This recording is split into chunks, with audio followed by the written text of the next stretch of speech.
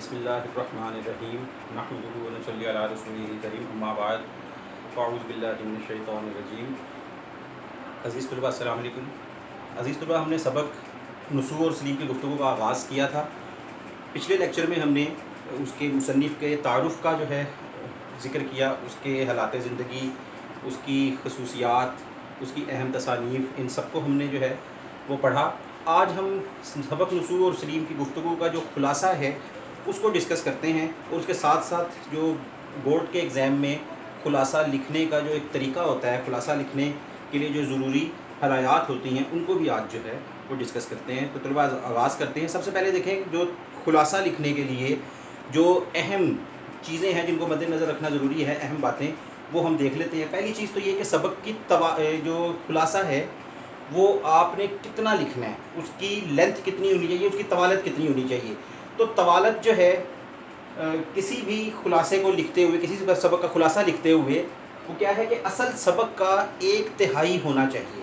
یعنی اگر سبق جو ہے وہ 3 صفحات کا ہے تو خلاصہ 1 صفحے کا ہونا چاہیے، ٹھیک ہے، جو کتاب کی بات کر رہے ہیں۔ اور آپ جب اس کو بورڈ کے پیپر میں اٹیمپٹ کرتے ہیں، اس سوال کو آپ جب لکھتے ہیں تو آپ کا وہ جو سبق ہے، یہ جو خلاصہ ہے وہ 2.5 سے 3 صفحات کے درمیان ہونا چاہیے۔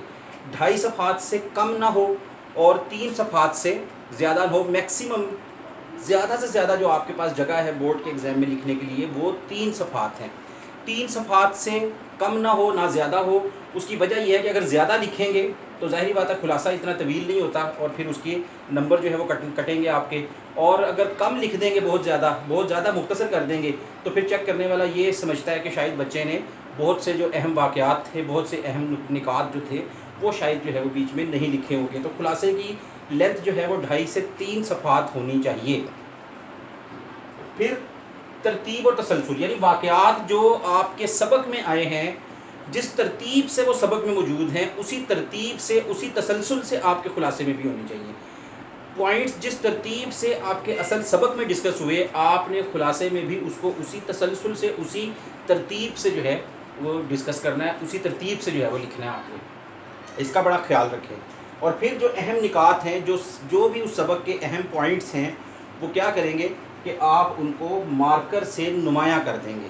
جو اہم باتیں آتی ہیں، جو کی پوائنٹس ہوتے ہیں کسی بھی سبق کے، ان کو کیا کریں، ان کو مارکر سے جو ہے وہ ہائی لائٹ کر دیں۔ لیکن بہت زیادہ الفاظ مارکر سے ہائی لائٹ نہ کریں، تو بس چند الفاظ یعنی 6-7 لفظ ایک صفحے پہ آپ جو ہے وہ ہائی لائٹ کر دیں، جو اہم الفاظ، اہم پوائنٹس ہوتے ہیں اس سبق کے۔ اور پھر اس جو خلاصہ ہے آپ کا، اس طریقے سے اس کا اختتام کریں۔ ایک چیز جو نظر میں رکھنی ہے آپ نے، جو بڑی توجہ سے آپ کو دیکھنی ہے، وہ کیا ہے کہ سبق کا آغاز وہی ہونا چاہیے جو کتاب میں سبق شروع کرتے ہوئے مصنف نے دیا ہے، اور آپ کا اختتام بھی وہی ہونا چاہیے جو سبق کے اختتام پہ جو بات جو مصنف نے ڈسکس کی ہے وہی، یعنی آغاز اور اختتام عین سبق کے مطابق ہو۔ کیونکہ آغاز اور اختتام یہ بڑے اہم پورشن ہوتے ہیں کسی بھی سوال کے، کیونکہ ابتدا سے بچے کو جج کیا جاتا ہے کہ بچے نے کیا لکھا ہے، اور پھر اختتام پہ اگر وہ اس نے درست اختتام کر دیا ہے اکارڈنگ ٹو سبق، تو کیا ہوگا کہ وہ پھر ایک اچھا خلاصہ جو ہے وہ سمجھا جاتا ہے، ایک اچھا تاثر جو ہے وہ چیک کرنے والے کو اس میں جاتا ہے۔ تو آغاز اور اختتام وہی ہونا چاہیے جو آپ کے اصل سبق میں جس طریقے سے دیا گیا ہے۔ تو ان کو ذرا خیال رکھیں عزیز طلباء۔ اس کے ساتھ ساتھ پیراگراف جو ہے وہ اس کوشش کریں بنائیں، ایک صفحے پہ 3 پیراگراف لکھیں، اور اس کے علاوہ املا کی جو ہے وہ خاص طور پر جو ہے وہ پریکٹس کریں، اس کی غلطی نہیں ہونی چاہیے۔ اب ہم آتے ہیں سبق کی طرف۔ سبق ہے نصوص اور سلیم کی گفتگو، اور اس کا خلاصہ جو ہے وہ آج ہم ڈسکس کرنا چاہ رہے ہیں۔ تو دیکھیں میں نے یہاں پر ایک اسکیچ بنایا ہے، ایک فلو شیٹ سے، ایک ڈائیگرام سے میں نے بنائی ہے کہ میں نے اہم نکات لکھے ہیں اس سبق کے۔ سبق کون سا ہے؟ نصوص اور سلیم کی گفتگو۔ اس کا خلاصہ یاد کرنے کے لیے آپ کو کیا کرنا ہے کہ اس کے اہم پوائنٹس جو ہے وہ سبق کی ترتیب سے جو ہے وہ بنائیں۔ تو دیکھیں پہلا نقطہ جو آپ جو خلاصہ لکھتے ہوئے آپ ڈسکس کرتے ہیں وہ کیا ہوتا ہے؟ وہ مصنف کا تعارف ہوتا ہے۔ مصنف کا تعارف 1 سے 1.5 لائن میں آپ نے 2 لائنوں میں جو ہے وہ دینا ہوتا ہے۔ ابتدا میں کہ ڈپٹی نذیر احمد کا شمار اردو کے پہلے ناول نگار میں ہوتا ہے، آپ کو اردو کے ارکان خمسہ میں شمار کیا جاتا ہے۔ تو یہ تعارف جو ہے وہ مختصر سا کوئی 2 لائنوں کا جو ہے وہ آپ نے ابتدا میں دینا ہے۔ تو پہلا پوائنٹ جو خلاصے میں ہوتا ہے وہ کیا ہے؟ مصنف کا تعارف ہے۔ تو مصنف کے بارے میں آپ نے چند تعارفی سطور لکھنی ہوتی ہیں۔ اس کے بعد سبق کا جب آغاز ہوتا ہے تو ہم دیکھتے ہیں کہ اس نے ایک پس منظر دیا. پس منظر میں اس نے ہیضے کی وبا کا ذکر کیا ہے. تو ہیضے کی وبا پھیلی شہر میں اور کئی لوگ جو تھے وہ لقمہ اجل بن گئے, کئی لوگ جو تھے وہ اس کا شکار ہوئے. نصوح بھی جو ہے وہ اس کا شکار ہوا. اور پھر نصوح نے خواب کیا دیکھا کہ خواب میں اس نے عاقبت یعنی آخرت کے, قیامت کے دل دہلا دینے والے مناظر جو ہے وہ دیکھے. تو نصوح کا خواب اور عاقبت کے دل دہلا دینے والے مناظر. تو گھبراہٹ میں جب آنکھ کھلی تو خواب پر غور کیا, اپنی گزشتہ زندگی کو دیکھا. تو پھر کیا ہوا کہ اس کو پتہ لگا کہ میں تو اپنی ساری جو زندگی تھی, گزشتہ زندگی, وہ ضائع کر چکا ہوں. میں نے آخرت کے حوالے سے تو ہے وہ کوئی تیاری ہی نہیں کی. تو اب کیا ہوا کہ اس کو پھر پشیمانی ہوئی, شرمندگی ہوئی, آخرت کی تھوڑی سی فکر پیدا ہوئی. تو یہ پوائنٹ میں نے بنایا اس کا کہ گزشتہ زندگی پر پشیمانی اور تلافی کا عہد. یعنی جو گزشتہ زندگی تھی اس پر اس نے جو کیا کیا کہ شرمندگی اور پشیمانی کا اظہار کیا, اور پھر یہ عہد کیا کہ میں گزشتہ زندگی کی تلافی کروں گا. یعنی کیا کروں گا کہ آئندہ جو ہے وہ زندگی جو ہے وہ اللہ اور اس کے رسول کے مطابق جو ہے وہ گزارنے کی کوشش کروں گا, دین کے مطابق, تاکہ میری آخرت جو ہے وہ بہتر ہو سکے. اور اس سلسلے میں اس نے اپنی بیوی کو جو ہے وہ اپنا بچوں کی تربیت کے حوالے سے اپنا شریک کار بنایا. اسی سوچ کو لیتے ہوئے اولاد کی تربیت, دیکھیں انسان کی زندگی میں بہت بڑی ذمہ داری کس کی ہوتی ہے, اس کی اولاد کی تربیت ہوتی ہے. اولاد کے لیے سب سے بڑا تحفہ والدین کی طرف سے اگر کوئی ہو سکتا ہے تو اچھی تعلیم و تربیت ہوتی ہے. تو پھر اس کو اپنی اولاد کی فکر ہوئی کہ میری اولاد جو ہے وہ ایسے ہی اپنی زندگی کو ضائع نہ کر دے. لہٰذا اسی کو دیکھتے ہوئے اس نے کیا کیا ہے کہ اپنے سب سے چھوٹے بیٹے کو کیا کیا, طلب کیا. سلیم کی طلبی یعنی بیدارہ جو ان کی ملازمہ تھی اس کا میں نے یہاں پر ذکر کر دیا ہے کہ اس کو پھر اس نے کہا کہ سلیم کو میرے پاس بھیجے. اب سلیم کی جب طلبی ہوئی تو باپ نے جب طلب کیا تو گزشتہ دور کی بات ہے ذرا, اس وقت تو ماں باپ کا ایک بڑا روب دبدبہ بھی ہوا کرتا تھا, خاص طور پہ باپ کا. تو سلیم جو تھا وہ گھبرایا, اور پھر گھبراہٹ میں ہم نے پڑھا ہے سبق میں کہ وہ اپنی والدہ کے پاس جاتا ہے اور ان سے جو ہے وہ ساتھ جانے کی استدعا کرتا ہے. لیکن والدہ اس کی یہ کہہ کر انکار کر دیتی ہے کہ میری گود میں بچی جو ہے وہ سو رہی ہے, لہٰذا میں نہیں جا سکتی. تم جاؤ اپنے والد کے پاس اور جو وہ سوال کرے اس کا تم معقول طریقے سے کیا کرنا, جواب دے دینا.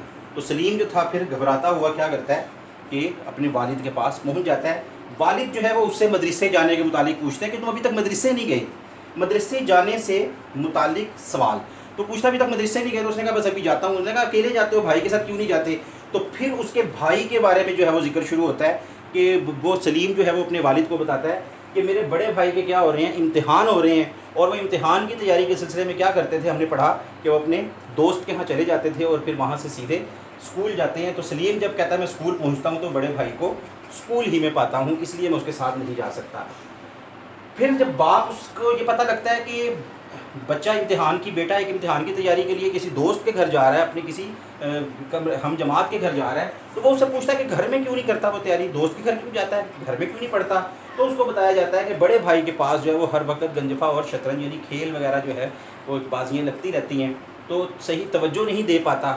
تو لہٰذا اس لیے کہاں چلا جاتا ہے, وہ اپنے دوست کے ہاں چلا جاتا ہے. پھر سلیم سے گنجفے اور شطرنج کے حوالے سے جو ہے وہ سوال جواب ہوتے ہیں. سلیم جو ہے وہ جواب دیتا ہے کہ میرا دل نہیں لگتا ان کھیلوں میں. استفسار پر وہ بتاتا ہے کہ مجھے کھیلوں سے کیا ہے, نفرت ہو گئی ہے, مجھے کھیل پسند ہی نہیں ہے.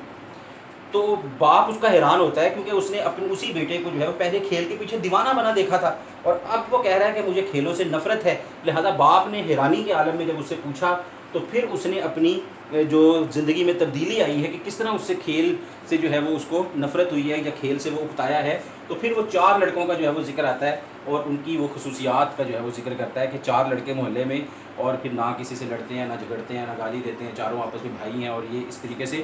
اور پھر وہ مسجد کا ذکر کرتا ہے کہ ایک 1:30 بجے جو ہے وہ 1 گھنٹے کی جو ہے وہ بریک ہوتی ہے اور تمام بچے جو ہے وہ کھیل کود میں لگ جاتے ہیں, لیکن وہ لڑکے جو ہے وہ مسجد چلے جاتے ہیں اور نماز ادا کرتے ہیں. تو اس کا ذکر آتا ہے. اس کے بعد ایک دن وہ کہتا ہے کہ مجھے سبق یاد نہیں تھا, اور سبق یاد نہ ہونے پر مولوی صاحب جو ہیں, جو استاد ہیں, وہ کہہ دیتے ہیں کہ تم ان لڑکوں کے ساتھ رہتے ہو, ساتھ اٹھتے بیٹھتے ہو, ساتھ ان کو تمہارا گھر سے گھر ملا ہے, تو انہی سے کوئی اثر لے لو. تو اس لڑکے سے اس نے جب پوچھا تو اس نے کہا کہ ہاں میرے گھر آ جایا کرو. اور جب وہ اس کے گھر پہنچتا ہے تو وہاں پر پھر اس کی ملاقات جو ہے وہ کس سے ہوتی ہے, ایک بوڑھی عورت سے ہوتی ہے جس کو کیا کہتے ہیں, حضرت بھی. اور یہ ان 4 بچوں کی کون تھی, نانی تھی. اور پھر ان کے ساتھ جو ہے وہ اس کی گفتگو ہے تھوڑی سی کہ جب وہ سلام نہیں کرتا, اور بڑی بھی جو ہے نا اس کو پھر بھی بلاتی ہیں اور کہتی ہے کہ اگرچہ تم نے مجھے سلام نہیں کیا لیکن مجھے لازم ہے کہ میں تمہیں دعا دوں.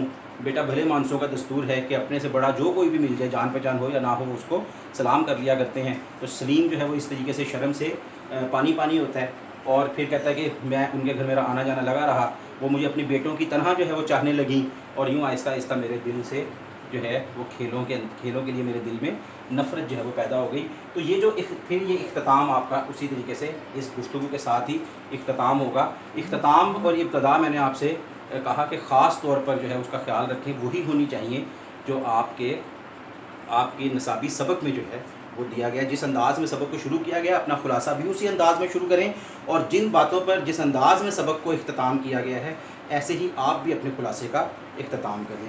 تو یہ اہم پوائنٹس ہیں۔ کوئی بھی خلاصہ بیٹے یاد کریں تو اس کے لیے اسی طریقے سے جو ہے وہ اہم نکات جو ہے وہ لکھیں، اہم پوائنٹس لکھیں۔ پوائنٹس کی شکل میں جب آپ خلاصہ یاد کریں گے، ایک تو یہ کہ وہ آپ کو پختہ یاد ہوگا، بہت زیادہ آپ کو ایک دم سے پیپروں کے قریب آ کر جو ہے وہ اس کو برڈن نہیں پڑے گا، پوائنٹس دیکھیں گے آپ کو یاد ہو جائے گا۔ اور پھر جیسے کہ میں نے کہا کہ اب واقعات میں، اہم نکات میں ترتیب اور تسلسل ہونا چاہیے، تو وہ جب آپ پوائنٹس کی شکل میں خلاصے کو 1 2 3 4 5 6 7 8 9 یاد کریں گے اس طرح نمبرنگ کے ساتھ، تو پھر آپ کے تسلسل میں اور ترتیب میں بھی جو ہے وہ بہتری آئے گی، اور خلاصہ جو ہے وہ بے ربط نہیں ہوگا۔ تو عزیز طلباء، آج یہ سبق کا خلاصہ ہے، اس کو آپ لوگوں نے یاد کرنا ہے۔ یہ اہم پوائنٹس میں نے لکھے ہیں، ان کو نوٹ کریں، ان کے مطابق جو ہے وہ خلاصہ خود سے لکھنے کی کوشش کریں، اس کے بعد اس کو اپنی کتاب سے، اپنی نوٹ سے جو ہے وہ چیک کریں، اس کو یاد کریں اور لکھ کر جو ہے وہ ضرور دیکھیں، اور جتنا ہو سکے اپنی املا پر جو ہے وہ فوکس کریں، بہتری لائیں۔ املا کی غلطی جو ہے وہ کسی صورت بھی قابل قبول نہیں ہوتی، لہٰذا لکھنا جو ہے وہ بہت ضروری ہے۔ تو اس خلاصے کو یاد کریں، لکھیں اور اصلاح کرنے کی جو ہے وہ کوشش کریں۔ انشاءاللہ اگلے لیکچر میں ہم نثر پارے کی تشریح کو ڈسکس کریں گے۔ نثر پارے کی تشریح کے ساتھ جلد ہی آپ سے انشاءاللہ ملاقات ہوگی، تب تک اپنا خیال رکھیں۔ اللہ حافظ۔